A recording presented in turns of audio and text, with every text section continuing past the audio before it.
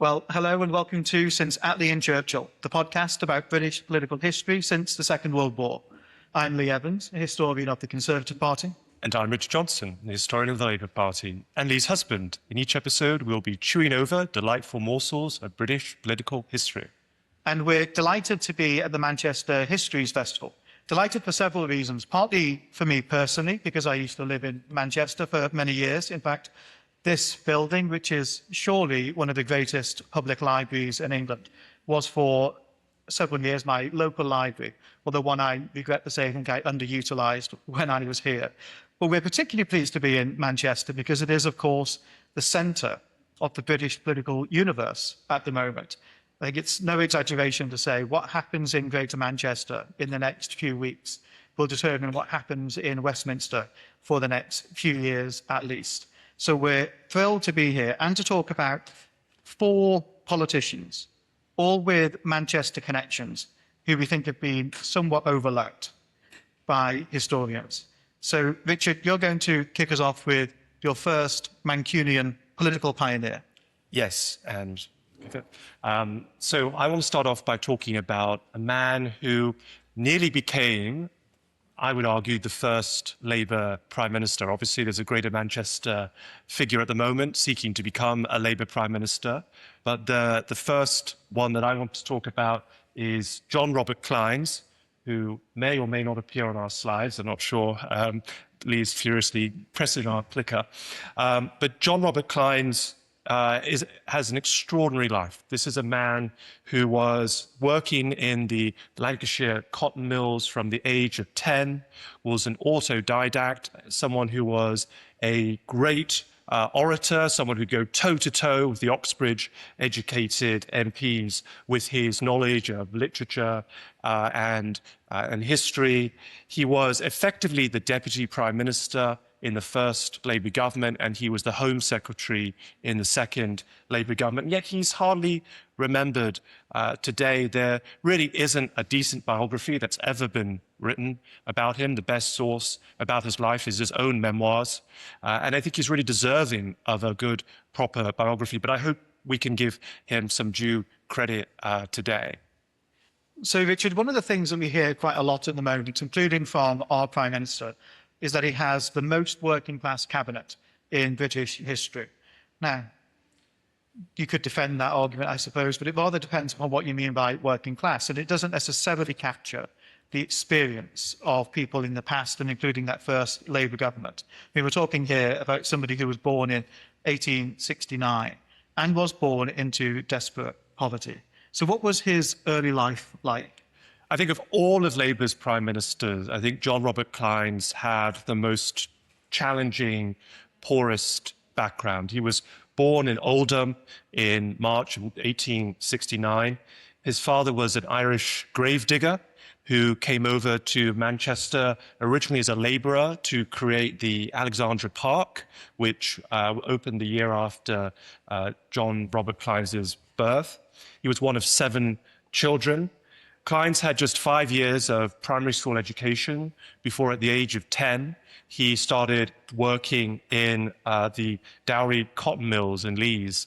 And actually, he would have started working at the age of 9, but when he was 9 years old, the Factory Act was passed, which said that 9-year-olds couldn't work in the mills, so he had to wait until he was 10. And it was an extremely difficult life. Work began at 5. But he lived 3 miles from the mill, so he had to walk 3 miles with his father and siblings to get to work. He had no shoes. And his job was what was called a piercer, a little piercer. And these were jobs reserved for children because of the delicate nature of the work, where they would go underneath the machinery to thread any of the threads that had come out of the machines. This was extremely dangerous work. Girls with longer hair were told to wear bonnets because there was a risk that the machinery would capture the children's hair and scalp the children. You had about 2,000 people working in these mines. They were dark, very noisy, oily floors, extremely dangerous places. People died in these mines. He would have been surrounded by death. John Robert Clynes writes that in the winter months, he wouldn't see the sun except on Sundays. Sunday meant the day of sun for him because he would enter the mill before the sun had risen. He'd be in dark surrounds of the mill. He wouldn't see any natural sunlight. And then he would leave the mill after the sun had set. So this was, terrible conditions. And we didn't ban children working in these kind of conditions until the 20th century. This was a very, shamefully late labor reform. So it's an unlikely start for somebody to go into politics. So how did he get his break? Well, those 5 years of education that John Robert Clynes had actually were extremely important for him, even if they were very limited, because he was given a great gift in his primary school, which was he learned to read. And so on Sundays, his one day of rest, he would go to the cooperative library in Oldham. And there were 3 blind men who were in the library, and they would pay him a penny each for him to read the newspaper to them. And it was in the process of reading the newspaper to these blind men that Clynes learned about politics and current affairs and the wider world outside the world that he was living. And he was fascinated and enthused about it. He also believed in doing that he wanted to learn more about culture and literature. This is a great tradition of working class autodidacticism, of the self-learning working class person. And so he used those pennies that he got from reading the newspapers to pay for night school. So after those extremely long days in the mills as a teenager, he would then go and do a couple of hours of basically kind of further education. And through the cooperative library, he read the works of Carlyle and Shakespeare and Ruskin and Ralph Waldo Emerson, J.S. Mill, John Milton. And quite fittingly, last year, the Oldham Old Library was renamed the John Robert Clynes Building, which I think is great. Was a great decision because it was the making of John Robert Clynes. And through that self-taught education, Clynes became interested and involved in the labor movement. He sets up a union for piercers, for those people who did that very specific work. He's at the founding of the Independent Labour Party in Bradford in 1893, and he's recruited to a new union, the Gas Workers Union, which eventually becomes the union known today as the GNB. And he becomes an organizer in that union. And that's how he becomes involved in labor politics. And finally, in 1906, he becomes a Labour MP. So there are presumably at least 2 challenges having overcome the situation of his birth in getting into Parliament. One of them is that he happens to be a member of a party that is only just being formed. Now, this is the birth of the Labour Party going on at the time. And he's also in a part of the country, here in Manchester and around Manchester, that is really a hotbed of very senior politicians at the time. This is around the turn of the 20th century. Balfour, who would go on to be a Conservative Prime Minister, is an MP in Manchester until 1906. Winston Churchill is an MP in Manchester, Greater Manchester for a time, up in Oldham. So with all these big beasts around this area, how does he enter Parliament? Well, first, John Robert Clynes tries to make it into politics in Oldham. And he stands for council in Oldham 3 times and is unsuccessful. Oldham is really dominated by this great battle between the Liberals and the Conservatives still in the early 20th century. And Churchill is he stands in the Oldham by-election in 1899. He loses that, but he's elected in 1900. So in that sort of parliament when Clynes is trying to break through, it's Churchill who is the local MP. So Clynes stands in the seat of Manchester North East in 1906. And from 1906 until 1945, with one exception, which is the 1931 to 35 period when Labour did very badly in the 1931 election, he's the MP for that nearly kind of almost 4-decade span. And 1906 is such an important election because it's basically the first election where you have a parliamentary Labour Party. And Clynes becomes a very established figure in the Labour Party, really right up until and through the Second World War. He's elected onto the National Executive Committee, which he sits on for 30 years. But there's something quite interesting at this time. Labour MPs, people didn't quite see being an MP as a full-time job. The Tories and the Liberals would often have their own, personal wealth. If you're a Labour MP, how did you earn your living? As a union figure. So Clynes actually becomes the president in 1912 of the National Union of General Workers. This is sort of part of the evolution that eventually becomes the GMB. And from 1912 to 1937, he's union president and a Labour MP, and he becomes a government minister. And this is his big break in the First World War. There's a big split in the Labour Party. What's Labour's position on the First World War? And you have people like Ramsay MacDonald, who of course goes on to become the first Labour Prime Minister, who's anti-war and says that the Labour movement should have no business being involved in this war, which is seen as a kind of imperialist war. And Clynes says the choice is not between peace and war, it's between peace and submission. And in his view, if you sit this war out, then we're going to be walked all over. So he joins the wartime coalition government. He becomes the Minister for Food Supply in the government, and he brings in wartime rationing. Now, it's less extensive than Second World War rationing, First World War rationing. But there's one thing that he doesn't want to ration, and that's beer. He says, to the working man, beer is food, drink, and recreation. And so, extraordinary thing in the First World War, the government actually nationalizes some of the pubs to keep them going. And actually, there are some pubs that don't get privatized right up until the 1960s. You still have extraordinary stories in the 1960s of Home Office ministers who are appointing publicans in nationalized pubs. In 1918, after the election, John Robert Clynes is re-elected in Manchester unopposed. So his constituents were not unhappy that he served in the wartime government, and he is viewed as the future of the Labour Party. The Manchester Observer says in 1918, within 10 years, the Labour Party will form a government, and John Robert Clynes will be its first Prime Minister. And in 1921, he is elected. At the time, it's called chairman of the Parliamentary Labour Party, but in effect, the Labour leader, and it looks like he's going to take Labour to new heights. Well, 1924 is, of course, a landmark year in British history because it's a year we get the first ever Labour government, just over a century ago.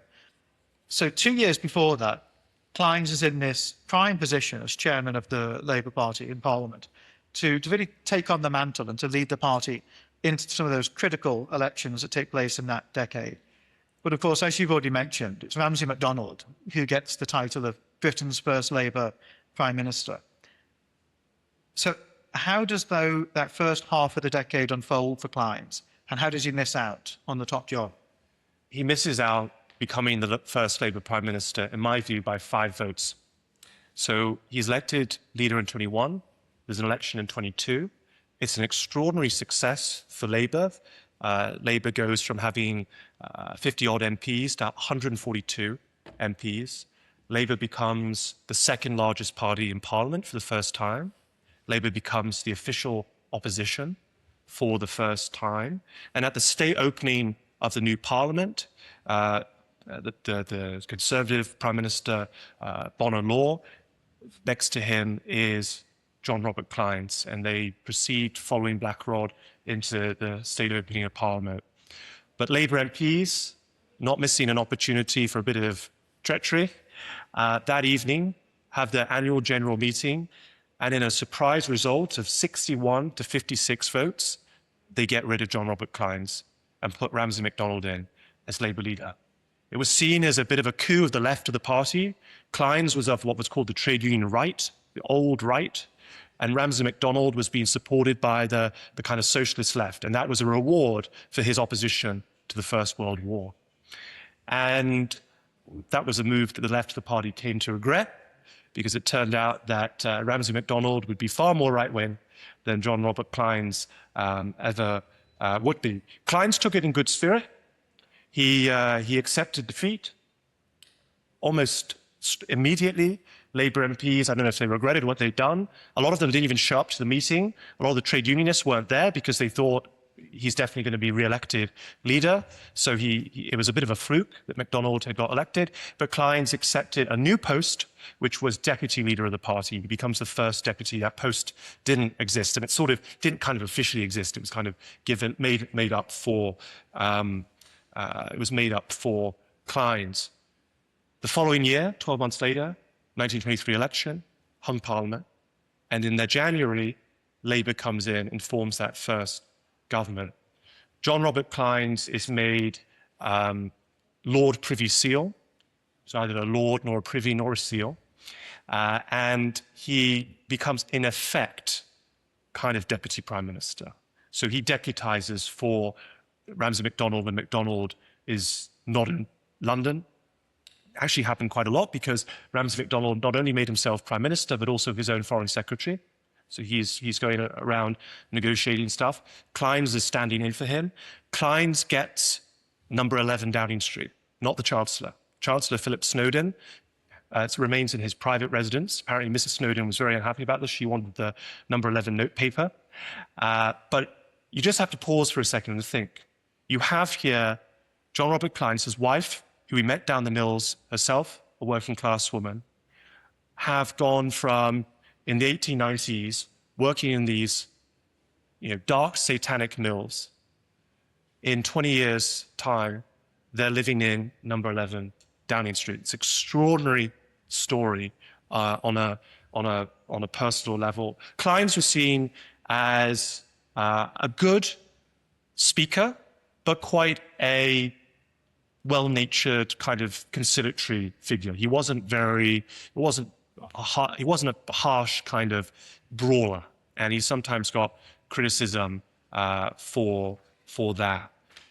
Labour loses in 1924, in November 24, that's a short-lived government, comes back into power in 1929, the next election, and this time Clynes is made Home Secretary.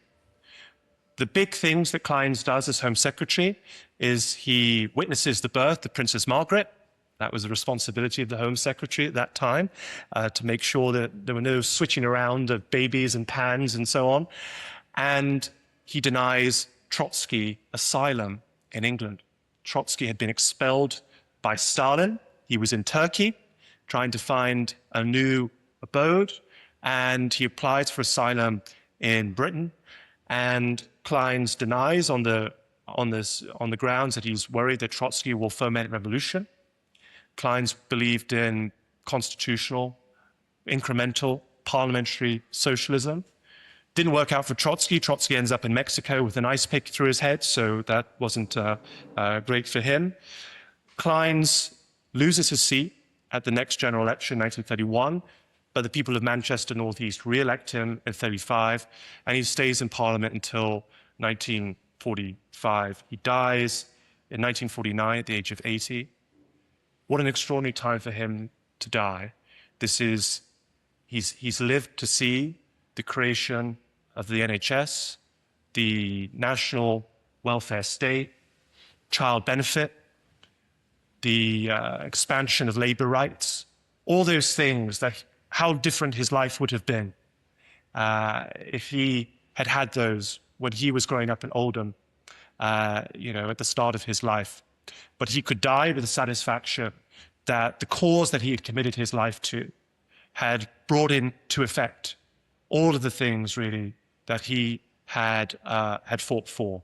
And it's an amazing thing. He dies after 56 years of marriage with his wife, who, again, he met in the mills, and she dies a few weeks after him.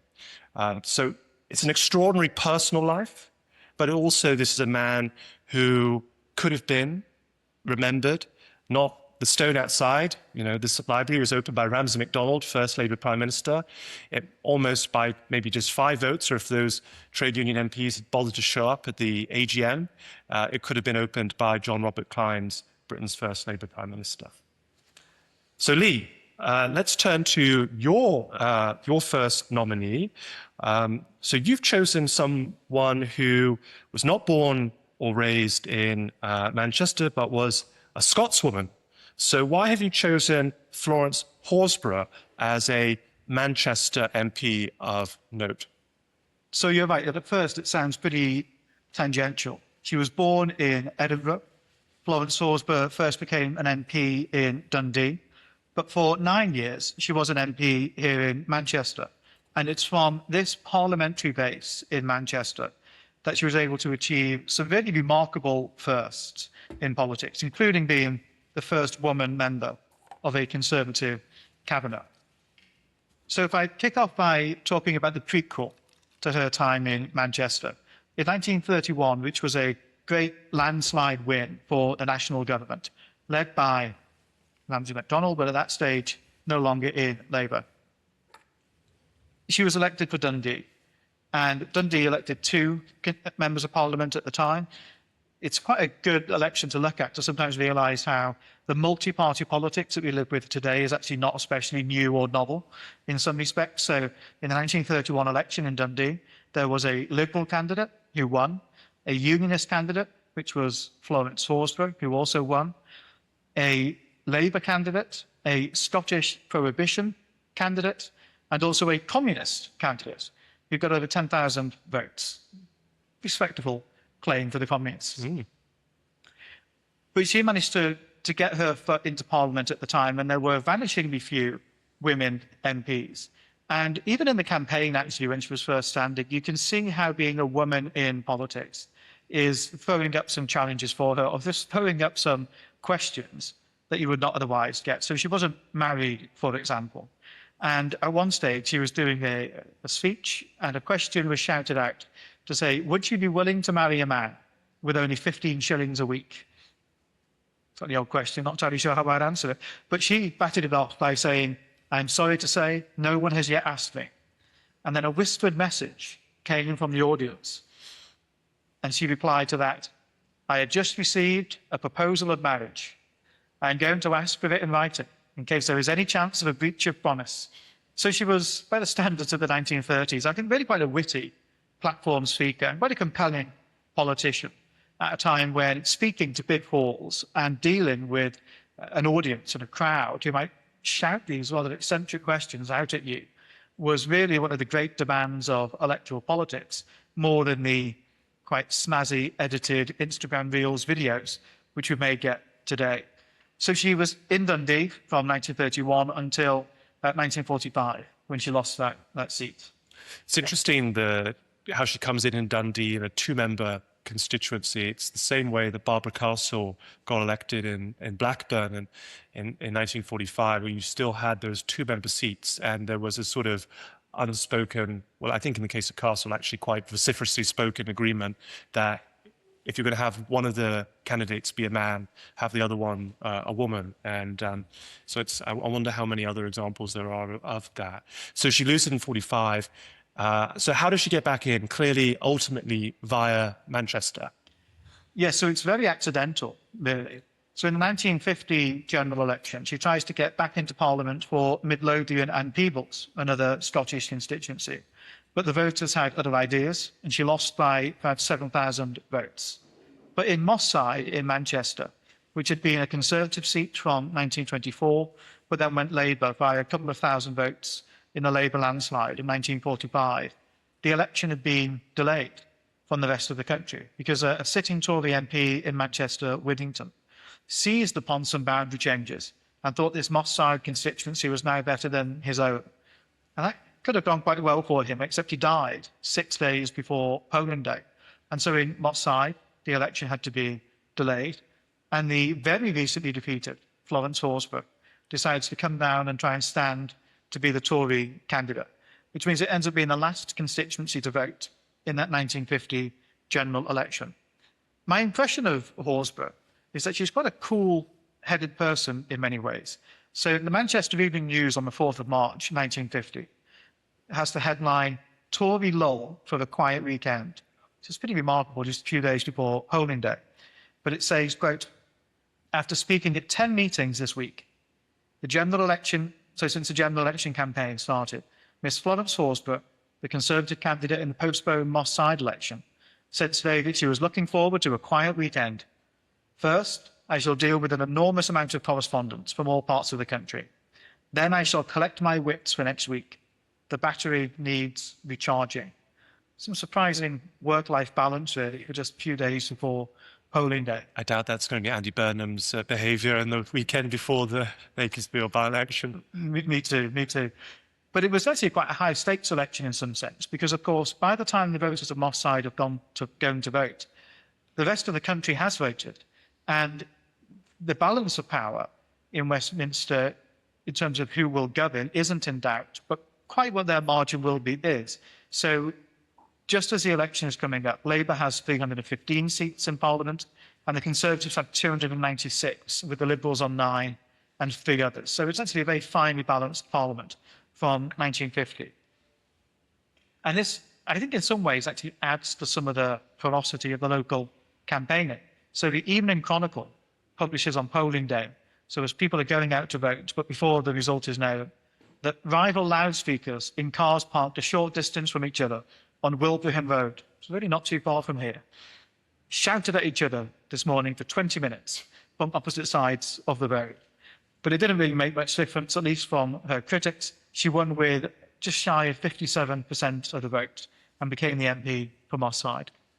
Yeah, you don't think of Manchester now as the place where ambitious Conservatives are looking to get back into Parliament, but here we have an example with Florence Horsburgh.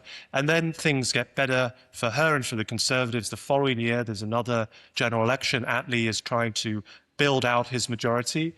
Labour wins the popular vote. I like to say this in the 3 Attlee versus Churchill elections. Labour always gets more of the popular vote than Churchill's Conservatives. But the Conservatives win a small majority, a modest majority, and are now in government. So what does that mean for Florence Horsburgh? So it means that she becomes a minister, and she becomes Minister for Education in Churchill's second government. Education gets a reputation, really, for much of the 20th century as typically being the role that is given to women ministers. I mean, famously, Margaret Thatcher would be an education minister under Ted Heath. But this is a... And if I can add also, under Attlee, Ellen Wilkinson was the only woman in his government was his education minister. And she was a Mancunian. She represented a North East seat, but she was born and raised and educated in Manchester. Absolutely. So this appointment of Horsburgh to the ministry makes international headlines. So even the New York Times on the 3rd of November 1951 says, quote, carrying on a tradition established by Labour governments, Churchill named a woman today to head the Ministry of Education, one of the more important ministries in this new government. The woman is Miss Florence Horsburgh, who is 62 years old. Although she will not be a member of Mr. Churchill's cabinet, Horsburgh is the first woman to reach cabinet rank in a Conservative government. So for a couple of years, she's in this rather unfortunate stage where she's got this important ministry, but does not actually attend the cabinet. But then that is corrected in 1953, and she is elevated up to being a member of the cabinet. And she's the first woman in the Conservative Party to ever sit in the cabinet. The tragedy for Horsburgh is that being the Minister of Education gets described as being the graveyard for her political reputation. And a big part of the problem for that is that if you think about Churchill's post-war government, which is not a particularly celebrated government in British history, the one thing it does tend to get plaudits for is its record on housing. So Howard Macmillan becomes Minister for Housing, and there's this enormous push to get 300,000 houses built a year. And they do it, and it's in many ways the making of Macmillan's reputation, the basis on which he then climbs to the top of the poll himself. But that means that a huge amount of energy and effort is going into building homes and not necessarily to building new schools. And so Horsburgh ends up in this really unfortunate position where she's basically implementing an austerity agenda in education at the same time that the children of the post-war baby boom are beginning to go to school. So there's enormous pressure on schools. Budgets are falling. And she gets very widely criticised for not being strong enough in the cabinet to resist this pressure for austerity. And in the end, that leads to her standing down from the role in 1954 and going to the backbenches, where she remains until 1959. And I think, if I'm right, you don't see another woman cabinet minister for another decade until Barbara Castle comes in 1964 as overseas development minister under the Wilson government. Some might say that Florence Horsburgh was a bit stitched up, a bit set up to fail, to be making cuts at a time of the baby boom, kids going to school. So what would you say, looking at her life post-cabinet, does she make further contributions? And what would you see as her broader legacy? Well, she becomes one of the first really women members of the House of Lords. So life peerages come in towards the end of the 1950s under Harold Macmillan, and she gets one of the first life peerages that's given to a woman politician. And then she does spend the rest of her time in politics as a peer. She doesn't make a tremendous contribution after that, I think it's fair to say. But certainly, Kenneth Baxter described her as being arguably the most successful female Conservative parliamentarian until Margaret Thatcher. And my only issue with that is I don't think the word arguably needs to go into it. I think she was undoubtedly the most significant female politician on the Conservative side until Margaret Thatcher. Some people may make a pitch there for Nancy Astor as the first woman MP to take a seat, but I think Horsburgh's achievements outmatch those. In part, she's a slightly tricky figure, not dissimilar to Margaret Thatcher, in fact, in this sense, for some people within the feminist movement, because she's always very keen to make the point that she is an MP who happens to be a woman rather than an MP for women. And the reason why she does that, of course, responding in part to the context at the time, is she thinks that is how she will build up her political reputation and how she will show that, put bluntly, that women can serve in the cabinet just as any man can. And I think she's a figure who really deserves to be better known. She's now a little bit better known in her native Scotland. There's a plaque in Edinburgh, and you can see where she once lived. But I think actually the fact that Manchester became, by the unfortunate demise of the Conservative candidate from offside of 1950, this vehicle for her to be able to achieve some of these remarkable firsts also deserves some more celebration. Richard, why don't you tell us about your second Mancunian? So my next nominee is Harold Lever, Lord Lever of Manchester. What a great peerage to have. And he was the local MP for this area. He represented central Manchester from 1945 until 1979. He was truly a local MP. He was born in Cheetham. He was born in this area. And he's not really much remembered now, but he was an important figure, particularly in the governments of Harold Wilson and Jim Callaghan. In October of 1974, Harold Wilson was asked by a journalist, can you tell us who's in your kitchen cabinet? And Wilson replied, you want to see my kitchen cabinet? Well, I must find out when Harold Lever is free. So he was known as the minister to the prime minister, and I think he's someone worthy of attention. If you think about his life before and outside of politics, you mentioned that Clynes suffered from this haunting poverty in his youth, which motivated a huge amount of his political life and his ambitions. What was the situation for Lever?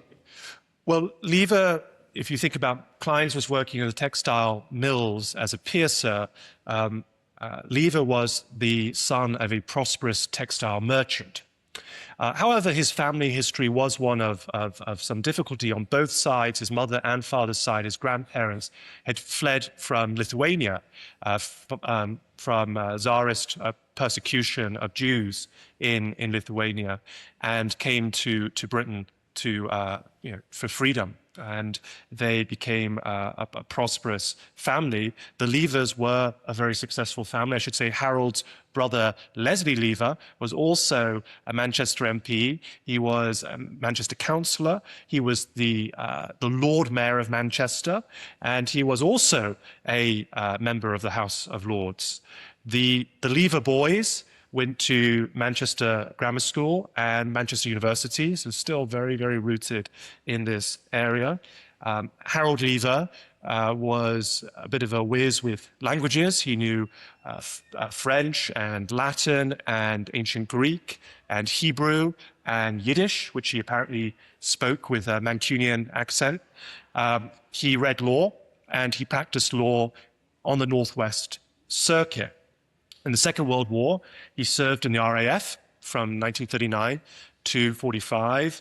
And in 45, as many of those soldiers who returned home, he was elected as a kind of, was one of those people who made that commitment to their country, was elected a Labour MP for what was at the time called the Manchester Exchange seat in 1945. And he also took a side job writing for the Manchester Evening News. Tragedy struck quite early on. In 1948, his wife of just 3 years died of cancer very soon after their little girl was born. And he kind of went into, I guess we'd say he was a depression, really. He left his daughter to be raised by his parents, and he became effectively an addicted gambler. He became a sort of, a daily bridge player, and he played bridge into the small hours. He was called in by the Prime Minister, Clement Attlee, to sort of shapen up. And Lever said that, I'm feeling really down, I'm bereaved, I've lost my wife. And Attlee just replied to him, this is sort of classic Attlee, well, yes, but we all have to get over these things. Well, he didn't for a long time, but he was a good gambler. He was very good at cards, horse racing, and investments. And he made a lot of money in investments. And through his investment work, he's still an MP throughout all this, but he's neglecting his work as an MP. He meets a woman who's half his age, Diana Zulka, who is the daughter of a very wealthy Lebanese banker who's just inherited £2 million from her father. £2 million, a lot of money now, but a lot of money. This is in the early 60s. And they fall in love and get married. Now, some people were suspicious. Lever's friends said that Lever only married Diane for the money. Lever said, nonsense. I would have loved her just as much if she had only inherited £1 million. They settled not in Manchester, I'm afraid to say, but in Belgravia, in a 22-room mansion in Eaton Square, which had a Louis XIV staircase, a marble hall. The journalistic accounts differ. Some say it had 7 bathrooms, some say it had 8, some say it had 9. But it was a happy marriage. They had 3 children. They were married until Harold died in 1995, so they were married for 33 years. And they were known for being the heart of socialist parties in the dinner circuit. So they would throw these parties for Labour MPs. Barbara Castle loved these parties. You can see this in her diary. She calls them scintillating and always fabulous food. He was, he wasn't a hair shirt socialist. I mean, how could you be if you're this multimillionaire? But he was a socialist. I mean, he on the one hand, he liked to live well.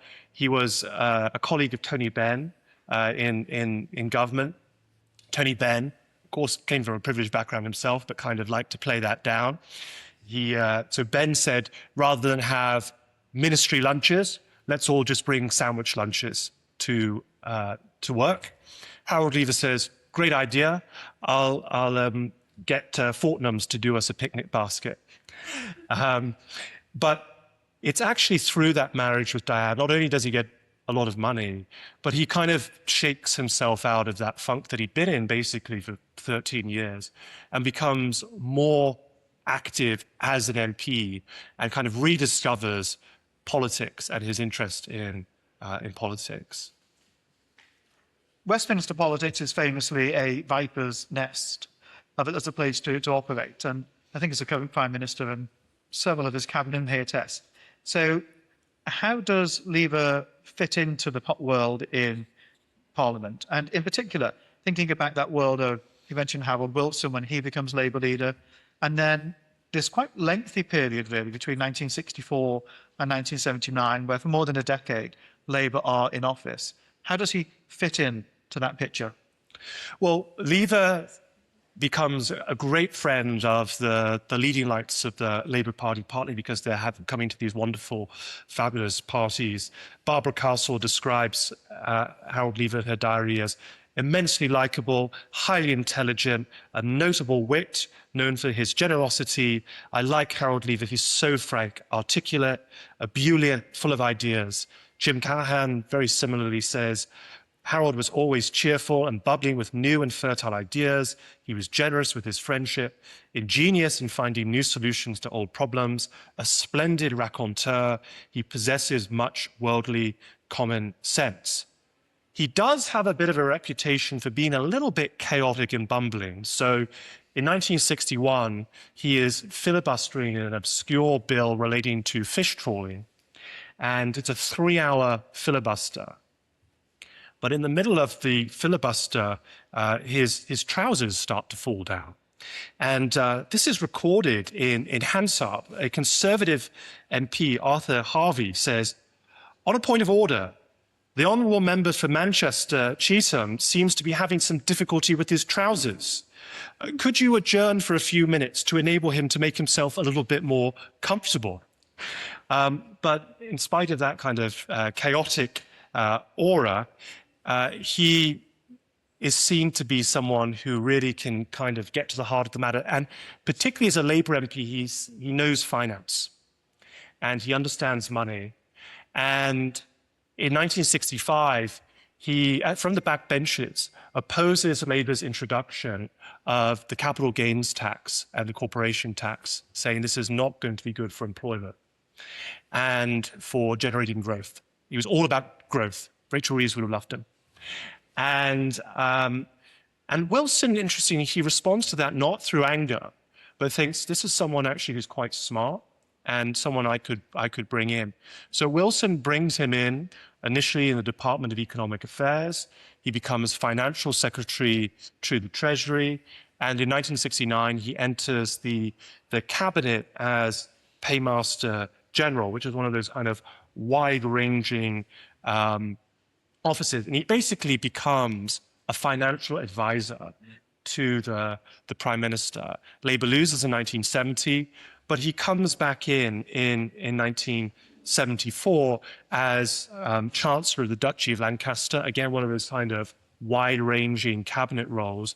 But Wilson gives him an office in 10 Downing Street, and he is minister, effectively known as the minister to the Prime Minister. And Callahan, when Jim Callahan becomes Prime Minister in 1976, sees him also as an indispensable source of financial advice. He sends Harold Lever off to America to negotiate during the IMF crisis. Lever actually is quite skilled at different financial rescues. He keeps Chrysler going in Britain when Chrysler was going to close up their UK operations. He gets the building societies not to raise interest rates, which was a great achievement of his.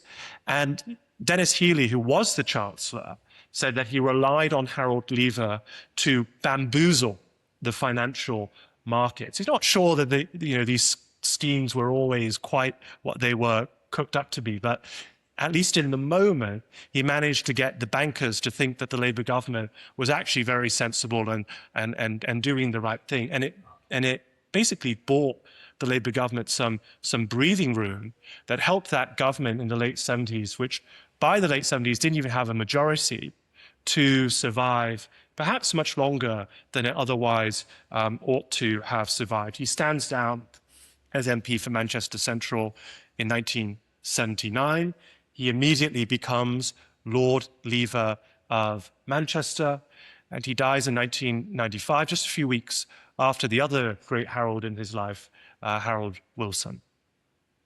Lee, who is your final and our final great Manchester MP? Well, for the last pick, going a little bit more out to what we now think of as Greater Manchester. And I'm afraid rather consistent with my first pick. You might think it's somebody who is a bit of a carpetbagger to this part of the world. As again, they're not, strictly speaking, a Mancunian, but it is from this part of the world where they make their greatest contribution to politics, and that is Anthony Barber. Barber's early life and career was quite remarkable. So he was at Dunkirk in the Second World War. He became a prisoner of war for several years. Whilst he was a prisoner of war, he studied for a law degree by correspondence, which I always think is a staggering vote of confidence, not just in himself as surviving the war and having a life afterwards, but also in the United Kingdom and the legal system that we have of surviving the war. Be studying away at that. Subsequently, he goes to Oxford and he was called to the bar and becomes a barrister.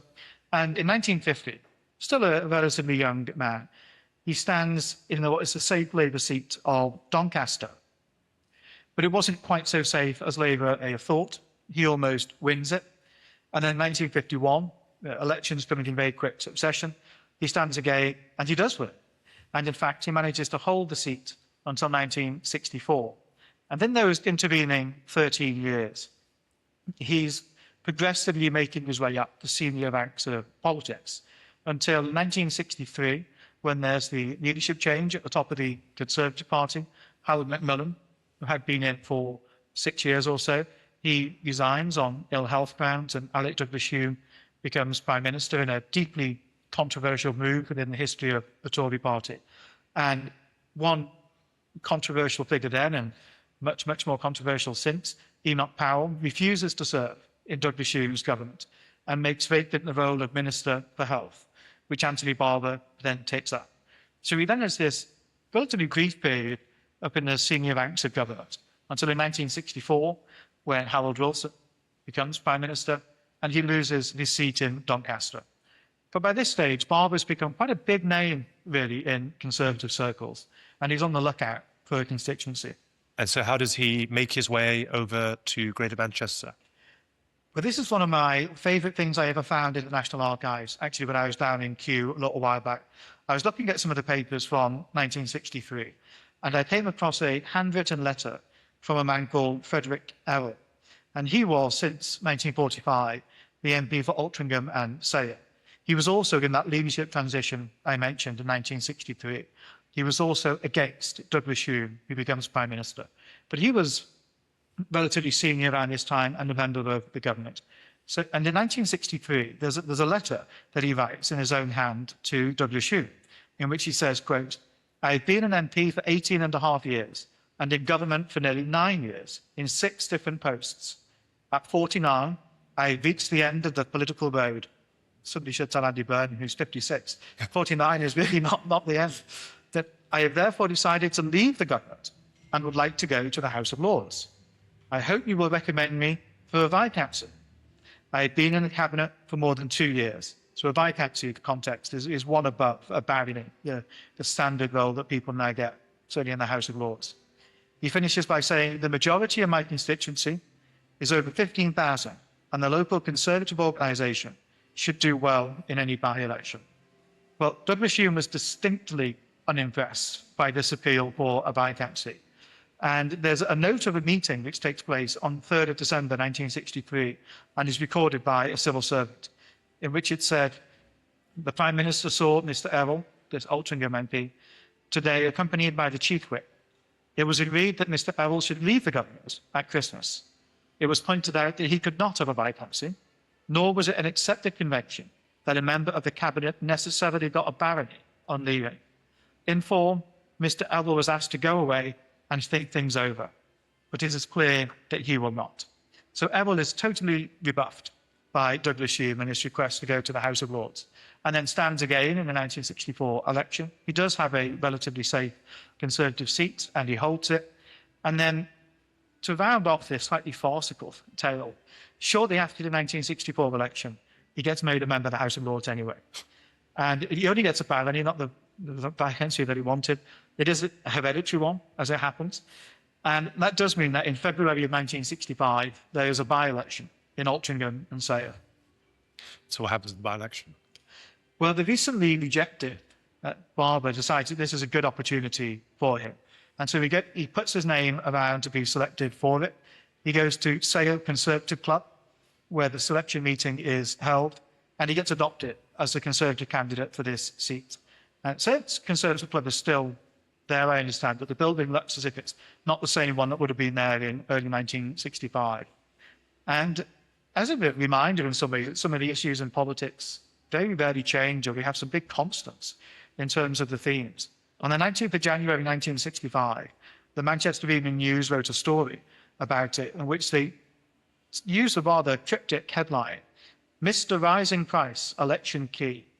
And they say, the key personality in the Altrincham and Sale by-election fight will be Mr. Rising Price. This was made clear as 3 of the 4 candidates opened their campaign. And it was also clear that the women's vote would be wooed as never before. In his policy statement today, Mr. Anthony Barber used the cost of living as the main plank of his campaign. He was interestingly criticised in the campaign for not being local enough, in fact, and you get a flavour of that from the Manchester Evening News on the 5th of February. So this is just after the election's been had, and in fact, Barber goes on to hold the seat. The outcome of the election, in this case, was never really in doubt.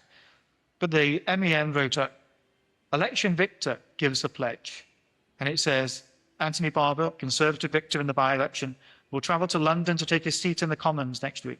But he said he will be back again next weekend to deal with constituency affairs. I quote, I pledge myself to work as hard as I can for any constituent, irrespective of whether he was one of my supporters or not. It goes on, Mr. Barber said that now that the election was over, he could answer the charges which has been made against him of being a London-based politician. Quote, it is true that I have a small house near Westminster, but my home is, and always has been, in Yorkshire. My business interests are in Yorkshire too. It took him only an hour and a half to travel to the constituency from his Yorkshire home, he insisted. So 2 things just really struck me about that when I saw that in the old newspaper archives. One of them is this sense of how local you are and how credible you are, still to some degree being tied up with representation, even though that has become much more so now. We see that in Makerfield. Here is the most local candidate in that contest.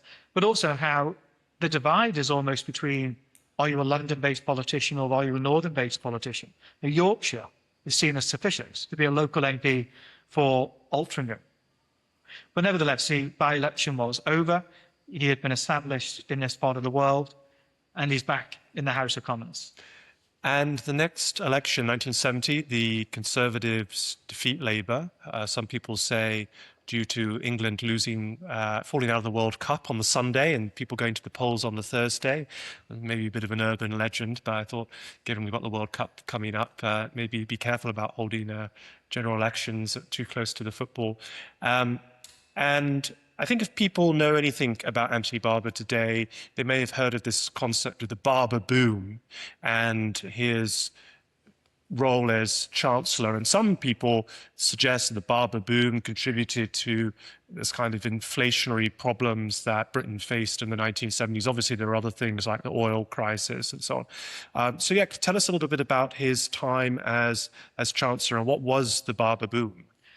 Well, having got back into the Commons, he just remained a prominent figure within the Conservative circles, including under the leadership of Edward Heath from 1965 onwards. And just like with Horsburgh, in fact, becoming an MP again here, there's a tragic death which propels Barber to the top of his career. So in 1970, after that election victory, a man called Ian MacLeod becomes Chancellor of the Exchequer, and Barber becomes Chancellor of the Duchy of Lancaster. But within a month of the election, Ian MacLeod is dead. He's one of the shortest-lived chancellors that we've had, tragically struck down. And Barber gets offered his job to be the actual Chancellor of the Exchequer. Now, there were some signs already from anecdotes from the time and some people's memoirs that he may not have been fully across his brief at the time. So he apparently used to get up and leave the cabinet meeting for a few minutes at a time and come back. It's one of these very lengthy and very weighty cabinet meetings in which economic policy was always pretty much top of the agenda. And Edward Heath, as Prime Minister, thought that he was going up to check the economic figures, to see if some of the interest rates may have changed, or to see what was going on the stock market. So it turned out that because Edward Heath had banned smoking in the cabinet room, he was just going out for a cigarette. He was a compulsive smoker and would get up and up constantly to leave the cabinet to satisfy his addiction. And can I just say on that, when Harold Wilson came back as Prime Minister in March of 1974, and Wilson liked to smoke on this pipe, he made the very first thing he did is he said smoking will be allowed in cabinet meetings, but it is not compulsory. So he overturned, that was his first act really as Prime Minister, was to overturn the ban on smoking around the cabinet table. Well, of course, if you are a chancellor, the pinnacle of your year was then and still is now the budget. And it's really his budgets which are the undoing of Barber and his reputation. I mean, crueler people than me would say it's not quite the Liz Truss, but maybe the quasi-Kwarteng of the early 1970s in Britain. Because from the beginning, he's hugely ambitious in terms of the growth that he wants to see in the British economy. And in some ways, that ambition turns to over-ambition and turns to folly, because things move so rapidly. So, for example, tax revenues as a share of GDP, because he votes tax cuts to support the economy, they fall from 40% of GDP in 1970 to 35.9% 1972 to 3. So there's a massive cut in terms of tax revenues. But his big blunder really comes in 1972, his 1972 budget. So to put this a little bit into context, earlier on that year, unemployment had gone over 1 million. And this was a totemic landmark moment. It seemed as a big crisis in post-war Britain that unemployment would reach so high. It would in the decade or so to go much higher still. But this caused a great economic hack in the country. And going alongside that, what was seen as being the cure, at least in part, for Britain's economic malaise at the time, was entering into Europe. Ted Heath was furiously negotiating British entry into Europe and withdrawing at the beginning of 1973. So the goal of Barber and the government was to try and get the economy firing on all cylinders to really make the most of this new export market that the British economy would have on the continent. And so he targets 5% growth year on year. And in fact, he way exceeds it. So if you take the final quarter from 1972 to 1973, annual growth ends up hitting 9.6%. It is a post-war high, but it's also totally unsustainable. And then in 1974, growth collapses. It is miserly in 1975. And this Barber boom, this great rush for growth, also produces, as Richard said, catastrophic inflation. So inflation goes from 7.1%, give or take, in 1972, up to 16% in 1974. And then the following year, it hits 24.2%. So Britain then gets stuck with poor growth, extraordinarily high inflation, after this sugar rush boom that Anthony Barber created. And so his legacy, really, I think, has been totally tainted by that. He doesn't stay in Parliament for very long. He is seen as being one of Britain's failed chancellors. But I think his story, in fact, is nevertheless an interesting one. And I think it's one of those things where all chancellors reach to have their goals that they want to achieve. And he serves as one of those warnings from history that chancellors would be wise to follow, including some chancellors you've had in the last couple of years. Well, that concludes our special episode live from Manchester, the centre of the British political universe. Many thanks to the Manchester Histories Festival for hosting us at the wonderful Manchester Central Library. It's wonderful to be back in Manchester, where you lived and worked for many years. Manchester may soon have a very famous MP. I don't want to tempt fate, but I hope that you've enjoyed learning about some of the great MPs from Manchester's history who perhaps are not as well known, but we think ought to be better well known. So thanks very much. Thank you.